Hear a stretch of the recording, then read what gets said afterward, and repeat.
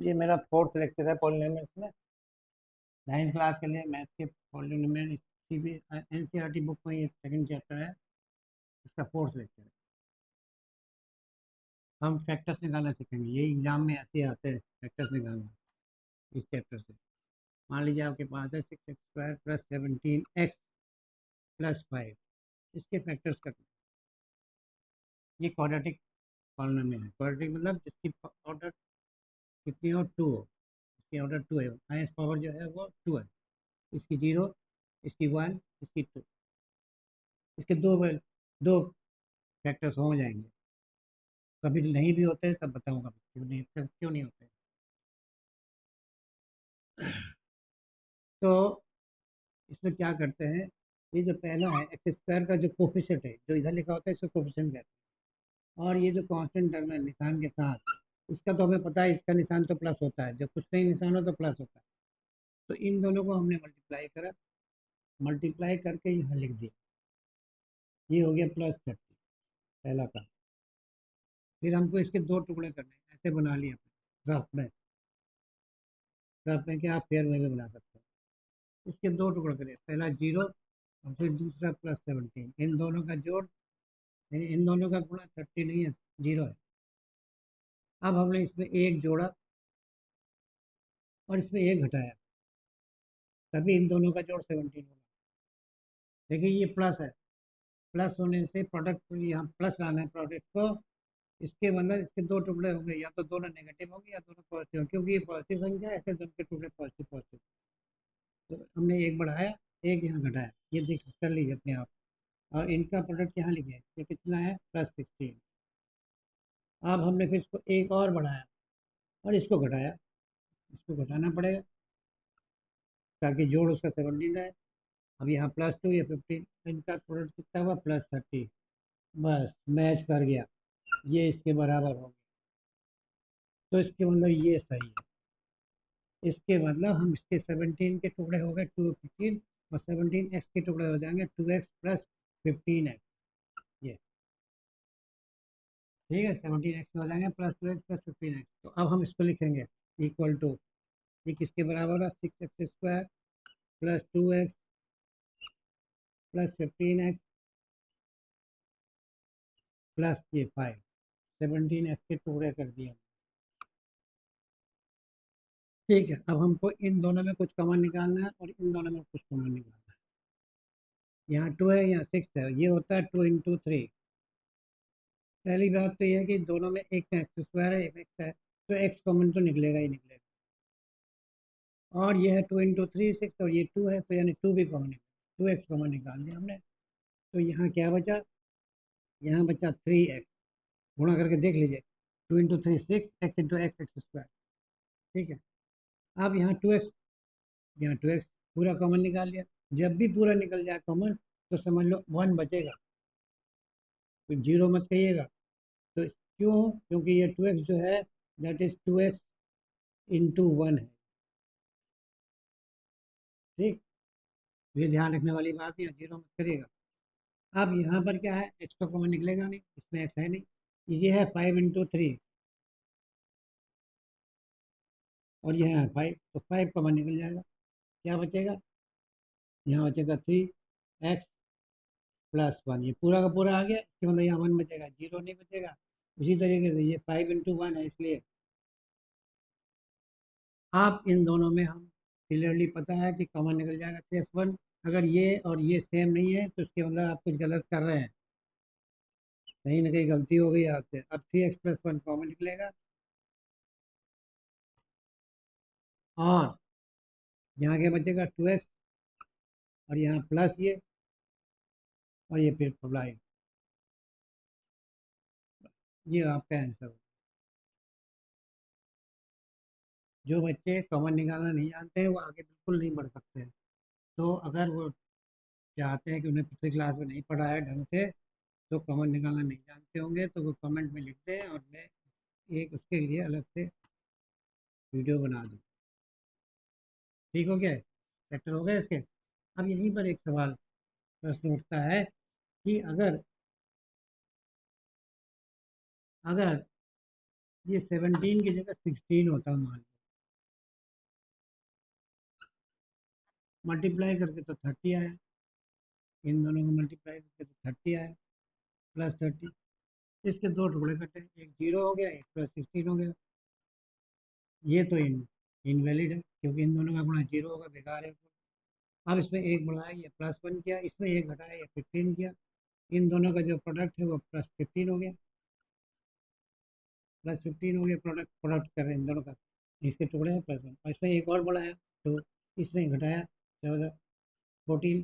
तो 14 × 2 28, ये +28 हुआ, अभी भी 30 नहीं आया। अब इसको हमने एक और बढ़ाया, इसको घटाना पड़ेगा, +30, और मल्टीप्लाई करके आया 39। अब ये इसको फाँद गया, पहले तो छोटा था, बड़ा हो गया, इसके बदलाव कभी नहीं आएगा आगे। ये छोटा था 30 से, और ये छोटा, ये बड़ा हो गया, 30 बीच में आया ही नहीं, यहाँ पर आना था 30 को, और वो आ नहीं सकता। इसके मतलब हम इसके फैक्टर नहीं कर सकते हैं। ठीक है, इसके फैक्टर करने के दूसरे मेथड होंगे। ठीक, कि हम इसको परफेक्ट स्क्वायर बनाते हैं, कुछ माइनस होता है, फिर a² - b² का फॉर्मूला लगा के फिर हम करते हैं। फिलहाल आपके कोर्स में नहीं है, फिर भी मैं एक दिन बता दूंगा कैसे करते हैं। जब इक्वेशन सॉल्व करते हैं इस तरीके की, जिसमें कि आप फैक्टर नहीं कर सकते हैं, उसके लिए एक सूत्र होता है, और वो सूत्र क्या होता है मैं बता देता हूँ एडवांस में। अगर आपके पास एक x plus b x plus c equal to 0 है, इसकी फैक्टर नहीं कर पा रहे, फैक्टर कर पा रहे तो तुरंत निकल जाता है, और अगर फैक्टर नहीं कर पा रहे, या आपको कुछ अटपटा सा लग रहा है कि इसके वो बांट नहीं पा रहे, कुछ ऐसा है, तब इसकी जो वैल्यू होती है, इसका प्रूफ मैं बाद में बताऊँगा, उसकी वैल्यू होती है x = -b + -√b² - 4ac upon 2a। सबकी वैल्यू लिख दीजिए। आपकी वजह से मान लीजिए इक्वेशन है 6x² plus 17x plus 5 equal to 0 है, और उस तरीके से नहीं करना चाहते हैं, इस तरीके से करना चाहते हैं। तो ए का मान 6 हो गया, ए का मान 6 हो गया, यहाँ यहाँ 6 लिखेंगे, बी का मान 17 हो गया, यहाँ 17 लिखेंगे, यहाँ 17 लिखेंगे, जो भी लिखेंगे वो ब्रैकेट के अंदर लिखेंगे। कभी कभी जब माइनस संख्या लिखनी होती है, ब्रैकेट में लगाने पर गलती आ जाती है, और यहाँ 80 की वैल्यू 5 है, 80 की वैल्यू 5 है, सबको ब्रैकेट में रखेंगे, इसको सॉल्व करेंगे, दो वैल्यू आएंगे। ठीक है, वो कर लेंगे आप, तो उससे एक्स का मान आ जाएगा, क्योंकि दो दो आनी है, क्योंकि क्वाड्रेटिक इक्वेशन है, ये क्वाड्रेटिक इक्वेशन है। आपकी जो ऑर्डर है इस पॉलिनोमियल का, इधर जो लिखा हुआ इस पॉलिनोमियल का ऑर्डर 2 है। ठीक है, तो क्वाड्रेटिक पॉलिनोमियल है, तो इसके दो इक्वल टू 0 लिखा हुआ है, तो इसके दो रूट्स हैं, रूट्स मतलब एक्स की दो वैल्यूज होंगी जो इसको सेटिस्फाई करें। रूट्स की मतलब तक एक्स की वैल्यू जो इक्वेशन को सेटिस्फाई करती है। अब हम दूसरा सवाल लेते हैं, 6x² - x - 1 -1, इसके फैक्टर करने हैं आपने। फैक्टराइजेशन बता रहा हूँ मैं पॉलिनोमियल का, इसके फैक्टर करने हैं। यहाँ पर है 6 और यहाँ है -1, इन दोनों को मल्टीप्लाई किया, अब की बार आया या माइनस में आ गया, ये एक नए टाइप का सवाल हो गया, -6 आ गया गुणा करके। ठीक है, इसके कोफिशिएंट को और ये कांस्टेंट टर्म को विद साइन जो किया, गुणा किया, तो -6 आया। अब इसके दो टुकड़े करते हैं, ये -x लिखने के बजाय आप इसको -1x लिख लो, नहीं तो कन्फ्यूजन बना देगा। -1 के दो टुकड़े करने हैं आपने, फिर -1x के तो अपने आप हो जाएंगे, -1 के दो टुकड़े करने हैं, तो एक आपने 0 लिख दिया, सबसे पहले 0 ही लिख दो, ये -1, इसका प्रोडक्ट लिख दो यहाँ पर लिख दीजिए ये 0। ठीक, अब आपने एक इसको बढ़ा दिया, एक इसको बढ़ा दिया तो इसको घटाना पड़ेगा, -2, इन दोनों का गुणा लिखा, ये हो गया -2, माइनस तो सही आ रहा है, मैच कर रहा है, और फिर हमने इसको एक और बढ़ा दिया, और फिर इसको ये घटा दिया, घटाना मतलब ये यहाँ पर ये बढ़ जाएगा, -2 -1 = -3, एक घटाया है, यहाँ पर एक बढ़ाया है, और ये -3 + 2 देख लिया, -1 होगा, -1 यहाँ पर है, बिल्कुल सही चल रहा है। और हमने इन दोनों को गुणा किया, 2 × 3 6, और प्लस इंटू माइनस माइनस, ये -6, और ये इससे मैच कर गया। इसके मतलब ये है हमारा, ये सही है, इसको तोड़ना -1, तो -1 को तोड़ा आपने +2 -3 में, तो -1x को क्या होगा, +2x और -3 ऐसे जोड़ दिया। ठीक है, अब हमने इसको लिखा, this is equal to 6x² +2x -3x minus, बस ये दो टुकड़े हो गए, यही हमारा काम था। अब हमको इनमें और इनमें कॉमन निकालना। ठीक है, कैसे निकलेगा? देखिए यहाँ पर x है, यहाँ x है, सबसे पहला काम तो x को ही कॉमन निकाल लो, फिर ब्रैकेट का निशान लगा लो, फिर और कुछ कॉमन होगा यहाँ लिखेंगे न्यूमेरिकल वैल्यू। ये 6 होता है 2 × 3, और यहाँ 2 है, यहाँ भी 2 है, 2 × 3 है, बचेगा क्या ना, 3 बचेगा, ये 2x कॉमन निकल जाएगा, तो क्या होगा यहाँ पर, ये 3x। ठीक, और 2x का पूरा कॉमन निकाल लिया, पूरा का कॉमन निकाल लिया, इसके मतलब यहाँ पर 1 बचेगा, पहले बता चुका मैं, 0 नहीं बचेगा, क्योंकि ये 2x जो है, ये 2x × 1 है एक्चुअली में। जब आप 2x कॉमन निकाल दोगे 1 बचेगा। ये है, जिसको भी कॉमन निकालना नहीं आता है वो कमेंट में लिख दे, मेरे को कमेंट नहीं आता है, मैं एक लेक्चर उसी के लिए बता दूँगा। ठीक है, अब यहाँ पर थोड़ा सा दिक्कत आ सकती है समझने में, ये भी माइनस है, ये भी माइनस। अब मैच कुछ कर नहीं रहा, कोई चीज़ ऐसी नहीं है जो आपको लग रही है कि कॉमन हो, केवल माइनस इंसान है।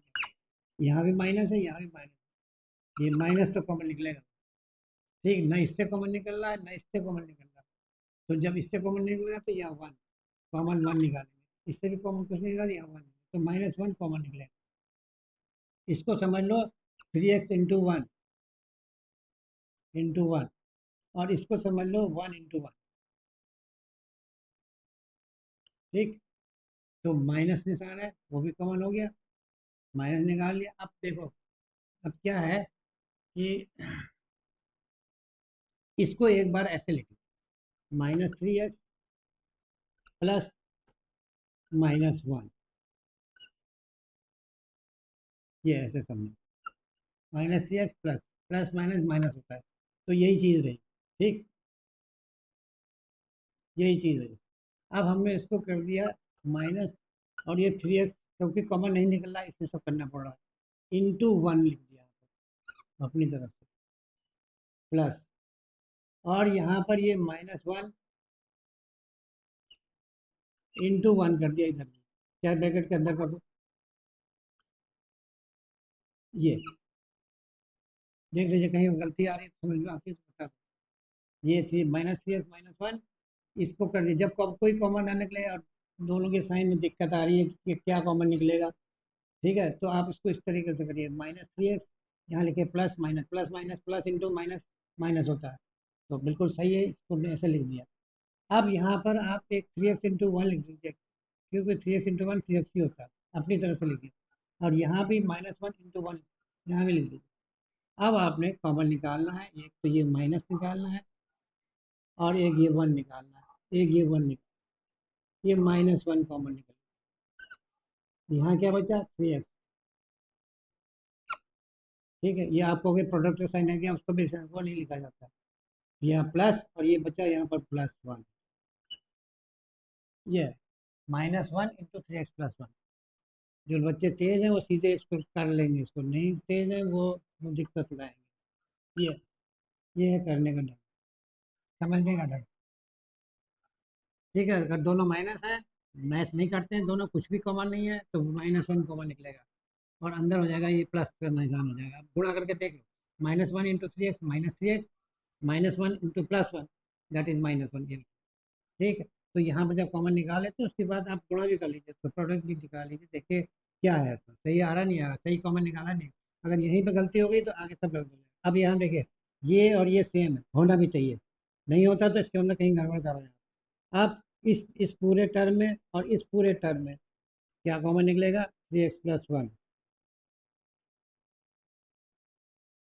ठीक है, 3x + 1 कॉमन निकलेगा, और क्या बचेगा, यहाँ क्या बचेगा 2x, और यहाँ क्या बचेगा, माइनस का निशान और ये 1, ये आंसर।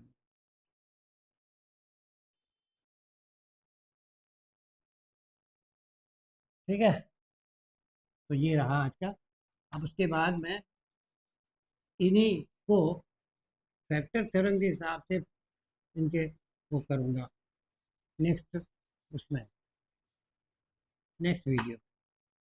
Okay, thank you.